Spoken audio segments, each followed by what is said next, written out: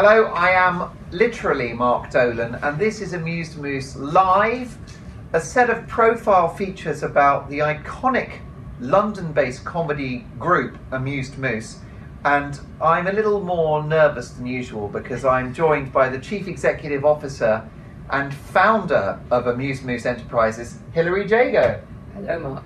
Commonly known as Hils, but only when you get to that point in the friendship where you're allowed to call her Hils. Right. Now, how old is the brand of Amused Moose? We're actually about 20 years. That's amazing. There should be a party at some point. Well, that's kind of what I'm thinking about this year for the Edinburgh Fringe, because of the finals up there and everything as usual. Just thinking, because we're talking to a few people and stuff might happen. If it does, we might be able to have a big party up there. There are a handful of people in this industry who are pivotal and central to developing, nurturing and giving a platform to new comedians. You are one of that tiny number of great people.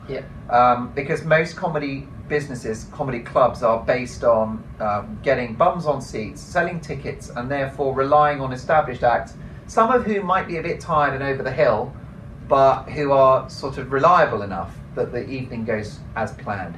What you've done is you've demonstrated over many years a passion for having those new voices. So where does that come from? Well, my view, I think, is that if I'm running a comedy show, I want it to be a show that I would choose to see. And I like seeing fresh, exciting, new people. Generally speaking, after a few years, people lose that energy that's around newness. They become bored and tired, and they've got a lot of other things to be thinking about. They're worrying about, is that television show going to be brought back? Am I going to get a repeat of this or whatever? And they're starting to think about tours. Their vision is much bigger. And or they could be not having that happen, and they're on the circuit still, and they're bored and they're cross because they're not getting those opportunities. So I think there's two different ways, and both groups do the other things sometimes, but that's the two strands that they go down. But I like seeing new people. I like bringing new people through, and I think we've proved that we've done that. I mean, virtually everybody I see on television that is doing comedy in some form or another has come through. Them presenters on CBBC, even Ed Petrie and people like that. You just go, oh, okay, these people, I know where they come from. Well, the thing is, there are open mic nights where you can get on, and maybe the audience haven't paid, and so comedy is definitely live stand-up comedy is a very open art form, and anyone can do it. But what you offer to new comics is a more professional environment. It's you work in fantastic venues like Sanctum in central London, just off Regent Street, and that's going to be an environment which is highly professional, well lit, amazing sound, proper audiences who have paid to be made to laugh, and I think that's the big thing. So also the competitions. So although the Amused Moose has been in existence a couple of decades, I would say the new act competitions are nearly as old, aren't they? Oh, we started, yes. I mean, that's one of the very first things we did. And Jimmy Carr and Josie Long and Sarah Millican. No, that was 6 years later. Okay. That was 2005. Right. Sarah won, and 2 years later Jack Whitehall won, and then in 2010 I think it was Beckett won, and just been going on. But I mean, Sean Walsh, virtually everyone you can think of has come through it. Josh Widdicombe, Katherine Ryan. Katherine Ryan. Sorry, Katherine Tate. Actually, but you've booked Katherine Tate. I've gigged with you and Katherine, and everyone's been through your doors, which sounds like Ricky a very... Gervais, Ricky, yes. Stephen Merchant. Yes, indeed. So, the good and anyone who's anyone. Noel Fielding was one of the people that's gigged with us an awful lot. Well, one of the exciting things about the Amused Moose nights is that quite often one of your famous comedian friends will text you and say, can I do 20 minutes? Or I know for some reason they want to do that. I mean, what I try and do is I try and have a lot of what a lot of people in the industry would say are very new comedians. I know they've been going maybe up to 2 or 3 years, but they're the people who have shone through the competition mainly. We watch them. They're watched online. by industry people across the world. We've got people in Australia and San Francisco. And this is one of your big innovations. Yes. Is letting the industry see the acts online before they come and watch them live. And they a lot of industry are very happy to do that because it's a really quick way of talent scouting. They can maybe put aside a couple of days and they're just watching people back to back, just drinking coffee, and it means they can say, oh, I really liked so and so. I really liked.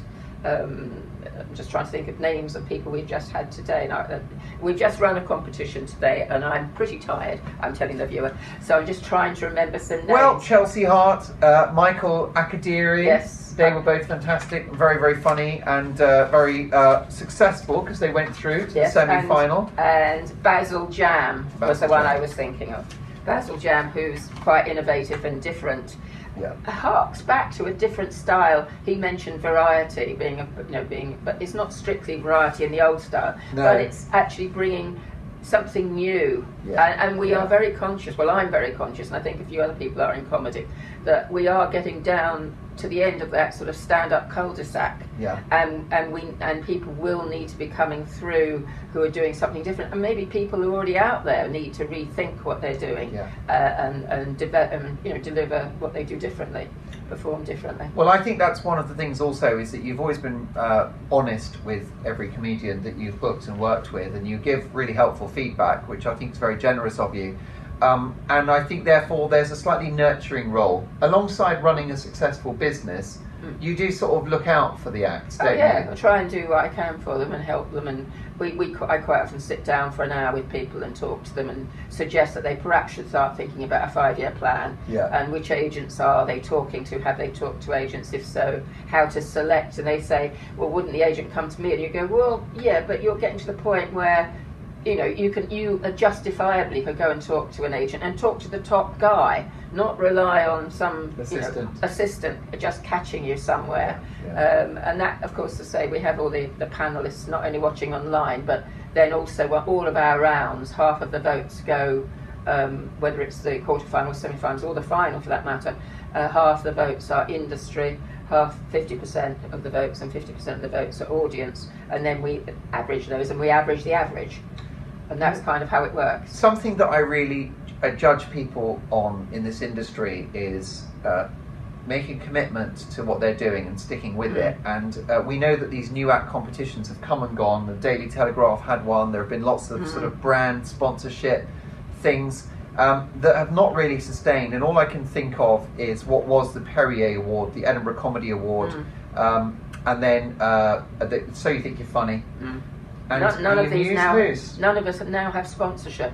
There you go. And it's really kept going just because it's all run by women, and I think we just want to nurture and help talent. Because there's no money to be made out of it. No, people need to know that this is not really a big. It's definitely not a money spinner, because I can't charge £16-18 to have an audience come in to see people they have no clue who any of them are, other than you comparing, and they may or may not know who the headliner is by reputation.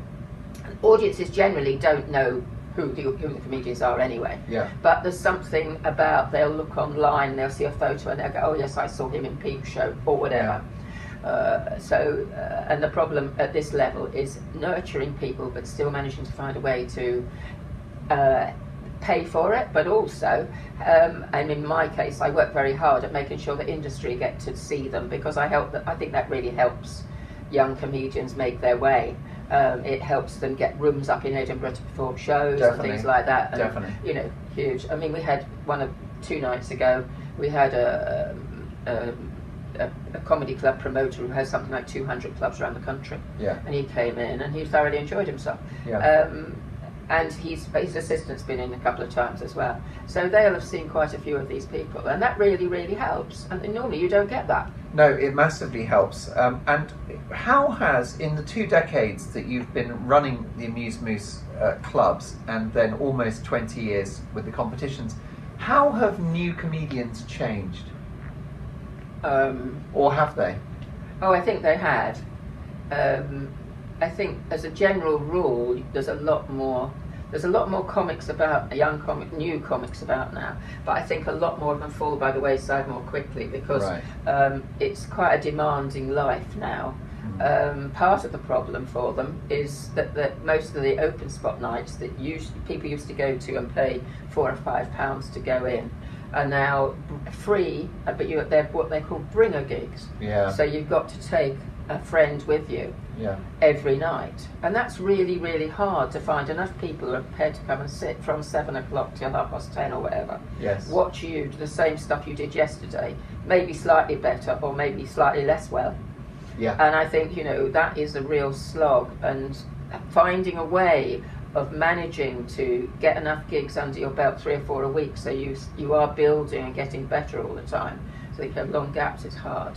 Getting enough gigs in, I think, is really difficult for them. I think I agree with you about the sheer volume of comics that are entering this art form, but then, as you say, falling by the wayside because of the high levels of competition. But also, a lot of them don't know anything about comedy. If you ask some really new ones, some of them have never been to a comedy club. And you think, hang on, you are wanting to become a comedian, but you've never been to a comedy show, other than you know, the O2 or Hammersmith or wherever. And I think, you know, and equally, they don't know. You can mention a few British comics or you could say Bill Hicks to some of them, and they've got no clue. And you think, if you don't know who Bill Hicks is, then really just go home and do 6 months homework, watch a lot of stuff. And I think that's the other thing, is that really, once you get to a certain level, you've got to actually sort of submerge yourself in comedy and get to the point where you actually know what's good out there, actually see how other people perform, but not too early on to that level, because obviously you don't want to be influenced by them. Well, yeah, I think it's the same with writers, for example. The best writers are the ones who read voraciously as well as write voraciously, and I think it's always valuable for comedians to watch as much comedy as possible. It's not so much the content, it's the style, and just getting to appreciate how clever things can be. And the different things that can be done with comedy, right? Yeah. Whether from Harry Hill to Bill Hicks, all of the ways you can do it. Yes. You know, I mean, I wonder whether newer comics now are perhaps a bit more ambitious and a bit more professional, and on stage a bit more slick. I think the ones that do well are, but I think there's an awful lot of what we used to call hobby comedians, back in the day. And that is a 4-letter word for Hils Jago. What, hobby? Yeah. Well, I mean, they just used to, you know, it was just going out, meeting their mates and doing a comedy gig, and they never improved. But I think that has gone in a way because of this big bringer gig thing that's happening, and hopefully we don't get to a 2 drinks minimum like they have in the States, because that's going to make it even worse. But I'm not completely convinced about the whole, how many of these new acts actually have enough drive and determination. And also, one of the problems, there's apparently something like 400 gigs in London now, but it's very hard to find out where those gigs are. Yes. And if they haven't got the perseverance or the common sense or make the willingness to make connections to find out where those gigs are, then I don't think they're going to move up the levels, because you've got to be able to network and make opportunities for yourself.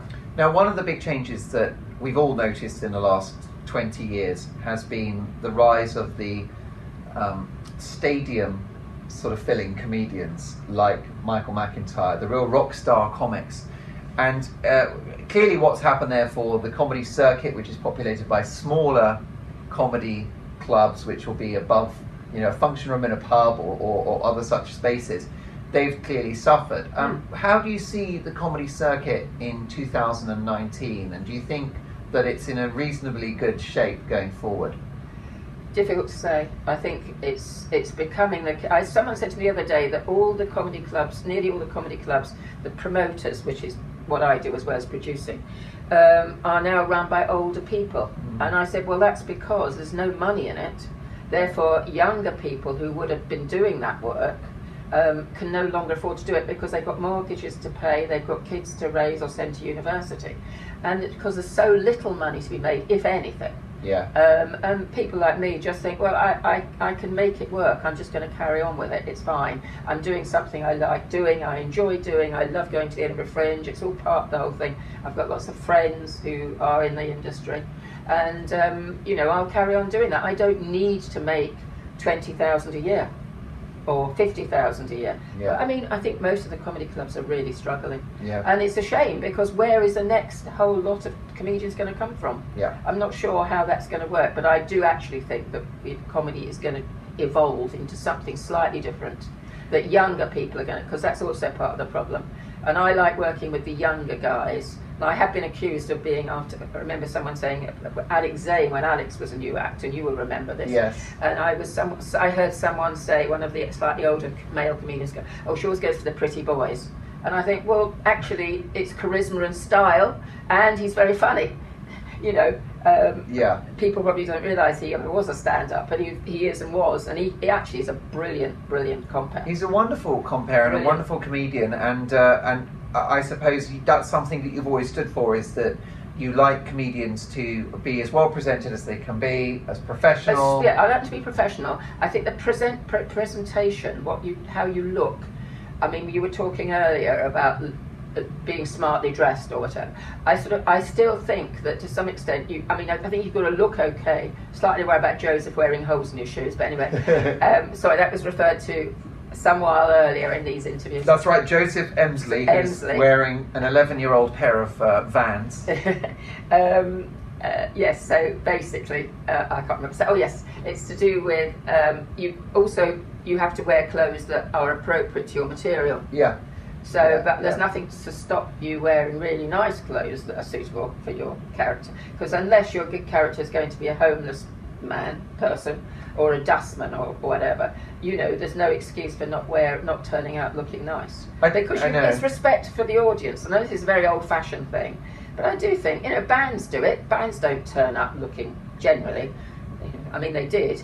Punks really were very well dressed, weren't they? They were, actually. Yes. Yeah, it was very thought through. It was impression. And I remember people saying Mick Jagger and the Stones were all filthy, and I remember that they stayed at the Hilton where my ex-husband worked, and obviously their clothes came down for cleaning every day. See? And they were brilliant, really nice clothes. And of course, it just knocked a hole in all that. And of course, he and I used to just say to people, that's all rubbish, that's rubbish. Of course it is, yeah. It's like if the hair is messy, but it's a lot of thought has gone into making it that messy. Yes. Before we let you go, we know you're a very busy lady. Obviously, the great thing about the London comedy circuit and the UK generally is that there has been a long tradition going back to the working men's clubs of British people paying to watch live comedy.